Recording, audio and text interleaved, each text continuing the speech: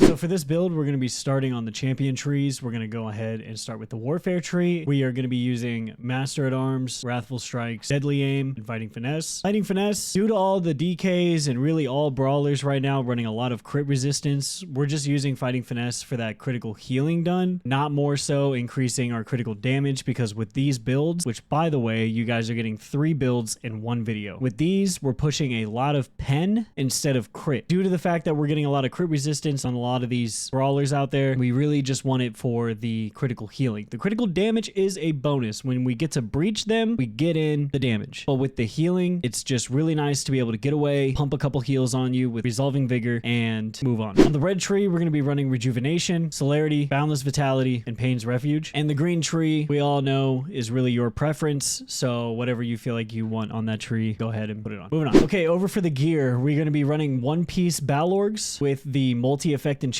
and divines. We're running Titanborn's Jack with a multi-effect enchantment and divines. And then we are going to be running Belt, Feet, Legs, Hands, and Shoulders, all mechanical acuity, all stamina enchantments with divines. Moving on to the jewelry, we're going to be running Titanborn's Amulet, Ring, and then Oaken Soul. All 3 pieces are going to be having physical harm with infused. Titanborn's Bow is going to be running Poison with sharpened. Now the reason we're going to be running weapon damage and infused on all 3 jewelry pieces is we're going to sacrifice some stamina recovery so we can really pump in some damage. And once you guys see the skills, we are gonna explain why this matters. And then of course with the bow running poison, just getting that dot on them on top of another skill that we're going to be using that's double dot damage along with sharpened, increasing that physical and spell penetration. And for our Mundus Stone, we're going to be running the Lover, and that's going to increase our spell and physical penetration by 4,489. So with this set with mechanical acuity along with Titanborn, mechanical acuity is really creating that opening with just a lot of increased damage. It's just going to be pumping and dumping damage all day long. And then with Titanborn, when they start getting us low, if they're getting close to us, they're trying to close that gap and our health starts getting lower, we can go ahead and dash through them, create a new opening, and really just release some damage on them. Because the lower our health is, the more our offensive penetration is. 75%, it doubles, 50% quadruples. And we want that. When they start feeling confident and they start getting cocky, like they're going to kill us, hit them with that surprise, stun them up, and shut them down. Now, your other options here for your build, okay, you can do Two-Fanged Snake with Titanborn. Two-Fanged Snake is increasing your offensive penetration by 2,225, and when you deal damage, your offensive penetration is increased by 637 for 5 seconds, stacking up to 5 times, and this can occur every half second. That's crazy. Now, if you really want to get interesting, this is something that I've been toying around with. It's a lot of fun. As you guys know, I do a lot of more fun and challenging builds. You can run Shell Splitter with Two-Fanged, and we'll go ahead and put all that on. And so we're at 16,319 physical penetration, 37.3 weapon critical,